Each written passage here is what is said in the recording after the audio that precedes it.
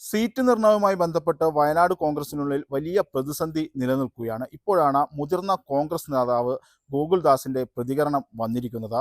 മുസ്ലിം ലീഗിന് കോൺഗ്രസ് പാർട്ടി അടിയറു വെച്ചു, മുഴുവൻ സീറ്റുകളും ലീഗിന് വിറ്റു എന്നാണ് ഗോകുൽദാസ് കോട്ടയിൽ ആരോപിക്കുന്നത്. അദ്ദേഹം മുതിർന്ന നേതാവ് കൂടിയാണ്, നമ്മോടൊപ്പം ചേരുകയാണ്.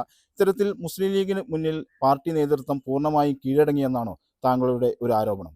ഏതാനും ചില നേതാക്കൾ പാർട്ടിയുടെ പ്രവർത്തകരുടെ വികാരം കണക്കിലെടുക്കാതെ മുട്ടിൽ ജില്ലാ പഞ്ചായത്ത് ഡിവിഷൻ കൊടുത്തു, മേപ്പാടിയിൽ ചൂരൽമല വരുന്ന ബ്ലോക്ക് ഡിവിഷൻ കൊടുത്തു, പഞ്ചായത്ത് സീറ്റുകൾ അവർ പറഞ്ഞതുപോലെ കൊടുത്തു. വെങ്ങപ്പള്ളിയിൽ പ്രശ്നമാണ്, കണിയാമ്പറ്റയിൽ പ്രശ്നമാണ്, മുട്ടിലിൽ പ്രശ്നമാണ്, മേപ്പാടിയിൽ പ്രശ്നമാണ്.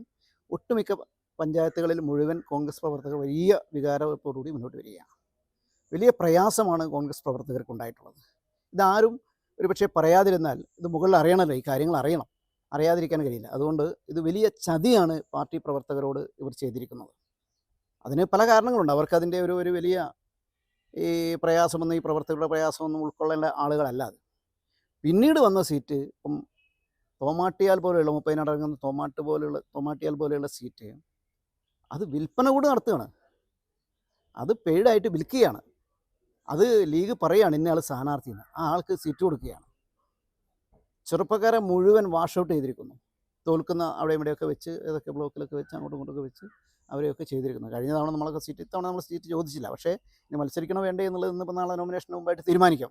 കാരണം ഇവരുടെ ചില നിലപാടുകളിൽ നമുക്ക് വലിയ പ്രതിഷേധമുണ്ട്.